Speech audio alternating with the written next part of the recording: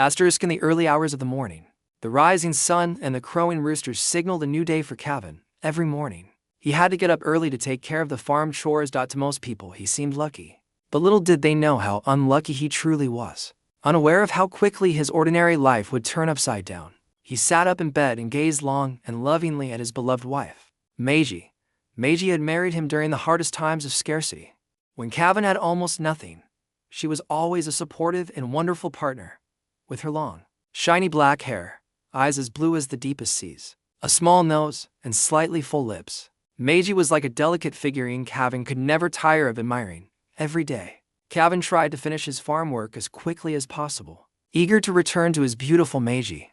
Meiji, meanwhile, prepared delicious meals for him every day, kept the house neat and clean, and took care of their 4-year-old son, Sam. Time seemed to flow like water, and she hardly noticed when evening came.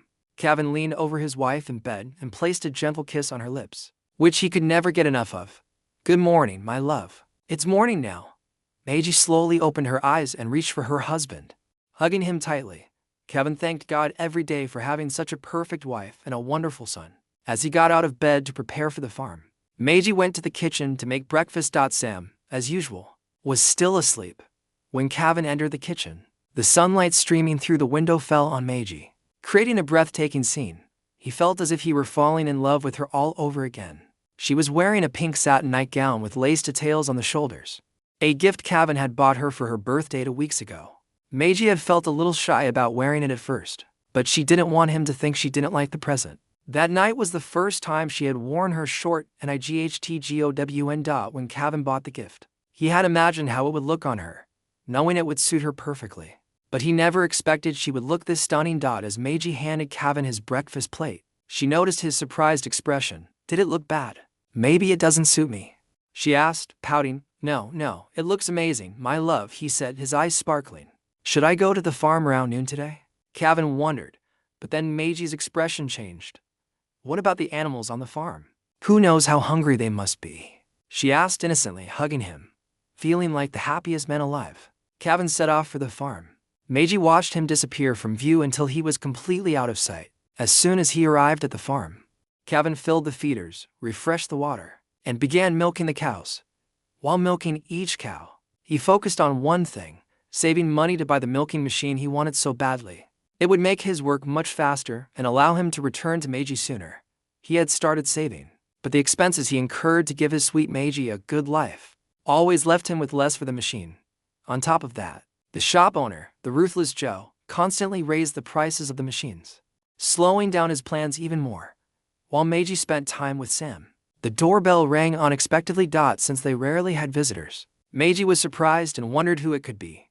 She walked calmly to the door. When she saw the postman, she greeted him with a gentle smile. The usually grumpy man, who had been walking door to door in the heat, seemed momentarily stunned by her kindness. He handed over the letter with one hand while adjusting his hair with the other. Meiji thanked him and closed the door. The postman's smiling, flirtatious expression quickly faded, and he returned to his usual dazed look as he set off to deliver the next letter.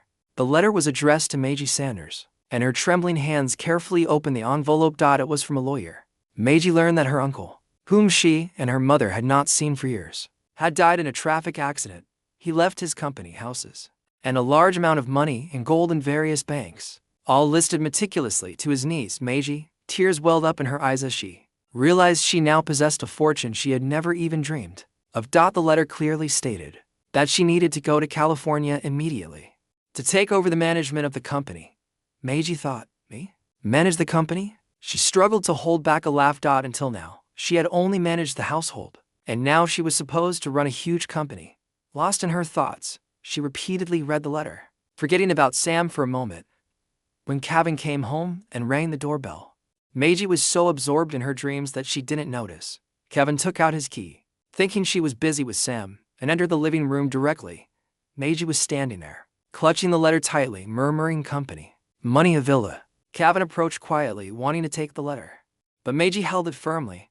He grabbed one corner and began reading, going through the long list carefully. A man who had never screamed in joy in his life let out an incredible shout. "My love. Finally we're rich." Meiji finally snapped out of her daze. That night, they dreamed many dreams and made countless plans. In the middle of the night, Kevin whispered to Meiji, "How are we going to do this? You have to go. But I can't leave the farm. Why not hand the farm over to someone and come immediately?" Meiji's sweet expression made it impossible to say no. The next day, before heading to the farm, Kevin drove his wife and son to the bus terminal. As the bus departed, he felt a mix of sadness from leaving them and joy, knowing a better life awaited them. Once the bus disappeared from view, Kevin knew he had to return to the farm. His first task was to make a large for sale sign, which he placed along the road to be clearly visible. Hopefully someone will buy it soon, and I can be with my family, he thought. Days passed, but no buyer came forward. This worried Kevin greatly. At night, he would call Meiji and Sam, telling them how much he missed them and promising to come soon. 6 weeks after the separation, a white car appeared near the farm. Hearing the engine, Kevin ran outside, thinking finally someone had come, and he would finally be reunited with Meiji. The large man who stepped out of the car smiled as he saw Kevin. "This is exactly what I was looking for," he said to himself. His name was Mike. A true negotiation expert, he found people in need, offered them the lowest price, and bought their property cheaply. Making great profits. At only 33, he had already amassed a small fortune this way. "Welcome," Kevin said, unable to hide his silly excitement. After a brief introduction, they walked around the farm together. Every corner of the farm bore Kevin's hard work. He explained every detail to Mike, watching his expression to see if he liked it. But Mike was an expert. If he showed that he liked it, he wouldn't get the price he wanted. With a slightly dissatisfied look, he said, "It's a bit small, needs some renovations, and there's a lot to do to increase the number of animals." Kevin's face fell. The happiness inside him vanished instantly, replaced by an indescribable sadness. Mike, having gotten Kevin where he wanted, made his offer. "For everything the animals and equipment included, I can give you $20,000. I know it's not much, but I understand how important this place is to you, and that's why I'm giving you this good offer," he said, expressionless. Kevin was stunned. The money didn't even cover the value of the equipment and animals. His face turned red, and he could have exploded with anger at any moment. He thought of Meiji and Sam. Regulating his breathing, he calmed down slightly.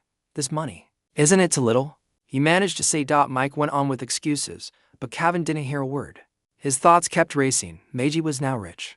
Money no longer mattered to them, but this farm after Meiji and Sam was everything to Kevin. He didn't want to let it go so easily.